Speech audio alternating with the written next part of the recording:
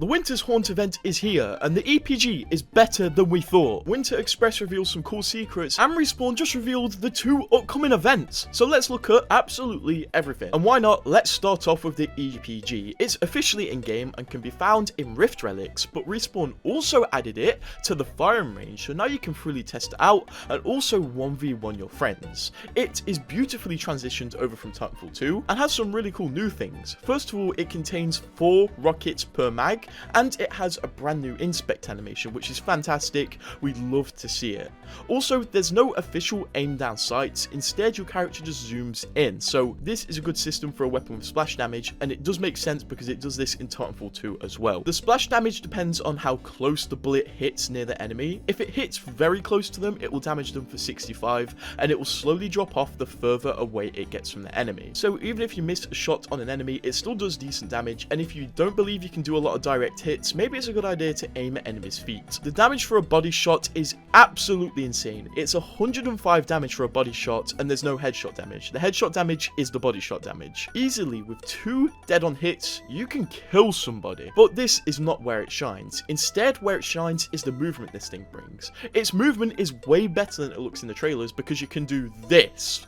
Oh my god. And the best part is, it only deals half a cell of damage when you shoot your feet, making it very viable to do movement with this gun. And this is a very good counter to Lifeline's ultimate, because you can just bounce over it and shoot a load of explosives inside it. Also, you can bounce off walls when already moving, which is nice as well. There is so much potential for movement with this thing, and I do hope Respawn keep it beyond this event. This is everything I wanted in the EPG and more. It's a fantastic piece of kit. Moving on to the event though, because the heirloom shards are a bit easier than we expected, and also Respawn just revealed 2 future events, and the sword is coming back. But first, guys, you're not gonna want to miss this. What is this? Well, we're awesome champions, intense PvP and PvE content, tactical upgrade systems, and fantastic combat. I'm sure by now you guys know what game I'm talking about. Yes, this video is sponsored by Polarium, and special thanks to Universal Studios licensing, as Raid has asked me to show you the He-Man update. Raid Shadow Legends is partnering with Universal Products and Experiences and Mattel to bring He-Man and Skeletor to the game as legendary champions, so you can live out your nostalgic childhood fantasies. And you can actually get Skeletor for free by simply logging into Raid for 7 days. And if you want this free stuff, you have from now until December the 25th to start logging on. Start playing now by clicking the link in the description or scan my QR code to get insane rewards like a big starter pack, and if you hit level 15, you get the champion Uugo, who is one of the most valuable champions in the game and my favorite. And a little secret, if you use the promo code MonkeyKing after downloading through my link, you get extra rewards, but you only get the rewards if you use my link. Find me under the name Grrt Epic and join my clan. Thanks to Raid Shadow Legends for sponsoring this video, and special thanks to Universal Studios licensing. So yes, starting off in a tweet Respawn made a few hours ago, they showed 3 events, our current one,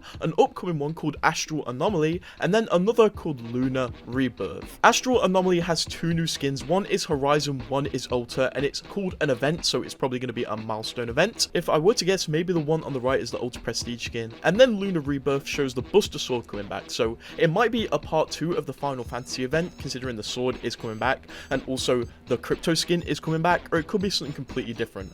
Either way, it's going to be a collection event, and I can't wait to see where this one goes. But moving on to our new current milestone events, this milestone event does contain 3 big rewards. The first big reward is, of course, the Bloodhound Heirloom Recolor. This is the first Heirloom Recolor sold in a milestone event, which is sad, because it could mean collection events are dying out and Respawn are going to make less of them. Also, we get a reactive Hemlock skin, which you've probably seen, and one of the rewards for the milestone event is 150 heirloom shards. Now, we originally expected you to be able to get the heirloom shards if you collect all 30 items in the milestone event, but instead it's 26. So I guess this might save you a tiny bit of money, but honestly, I still don't recommend buying this, and at this point, the only game I buy microtransactions from is Clash of Clans. In my opinion, milestone events have got to be scrapped. Respawn have got to find another solution. These aren't enjoyable or rewarding. Instead, the final reward is a legendary emote, and I'm going to let it speak for itself. This costs several $100s, but honestly, it's very cool. You do put a mask on in the emote, which is rare, and it's Respawn experimenting with emotes.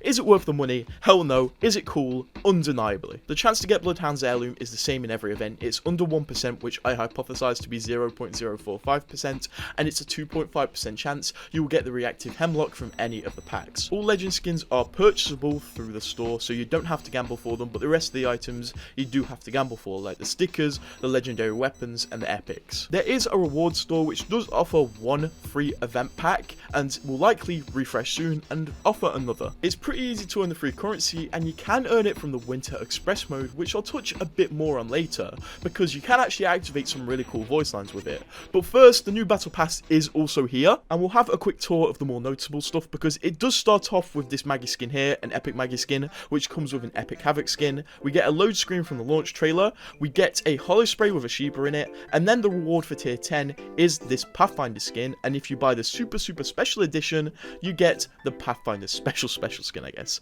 Who's buying this, bro?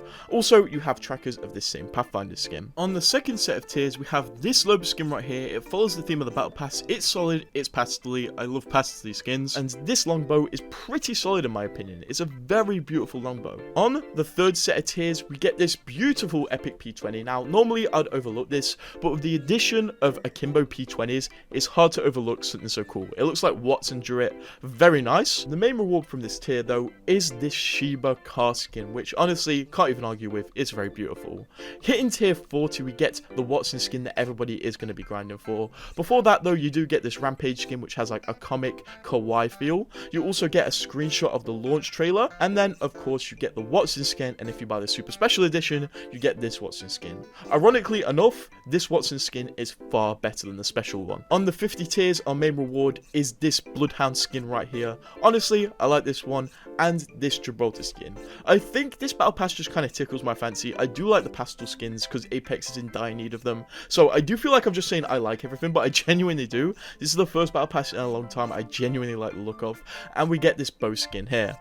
Finally, the final set of tiers, we got the Let Me Do It For You holo spray. We've also got this absolutely fantastic flatline skin, and then of course the main reward of everything, the reactive Mozambique. This is solid. It's called Old Nessie. It gives a beautiful overhaul to the skin, and this is probably one of the only battle passes I'm going to glaze. I've thought the other ones were but this one is good. Also, in the Mozambique reactive showcase video, they actually shoot this Mirage skin, which was an exclusive Twitch Prime skin from many years ago, which Respawn have never brought back. Before we get onto content, there is now a Season 17 Battle Pass pack in the store, and the lobby has a new look. But what about Winter Express? Well, it's not received many changes that I can see at all, if any at all, although it's really fun to test legend abilities on the train. My biggest question was, will Alta's portals work on the train when it's moving? And unfortunately, they do not. It's impossible to place on the train until it goes still. Also, for Conduit, I was wondering how her ultimate would interact with the train, and it interacts okay, although it does feel like it's a bit less predictable than before. By the way, if you ping the train with any legends, they will do a voice line specifically for pinging a train, and if you do this with a new legend, you get voice lines you've never heard before, like this one with Alta. Train here. Reminds me of that time I strapped someone to the track. So with Conduit and all those other legends, go ping the train because you might hear something new and maybe a bit of a lore drop. The map hasn't changed, we're still on Season 3 of World's Edge. It's nice to be back. World's Edge is very different these days, and all of the loadouts have now adapted to the new weapons in the game because I was playing with an akimbo loadout. Although I do question if the box glitch still exists. If you're not aware what the box glitch is, basically every single time Winter Express has come out, people have found out how to glitch themselves into the center cart box where they're invincible and they can't be killed and they can't kill anyone, causing an infinite stalemate in Winter Express where people were free to rack up loads of kills because the game simply couldn't end because there was a constant contest between two invincible people on the middle cart. I have not experienced it yet, but honestly I don't doubt it hasn't been patched. I'm excited to see if this glitch does re-emerge, and almost at this point it's not even a glitch, it's an old friend. It happens that much. I'll be interested to find out though if anybody can find some new weird legend interactions with the train. I haven't tried everything, but honestly Respawn seem to have got it pretty watertight, although I wish you could put the Alta portal on a moving train. It could cause some awesome interactions, but still the game mode's really fun. Fighting on a moving train is such an amazing gimmick.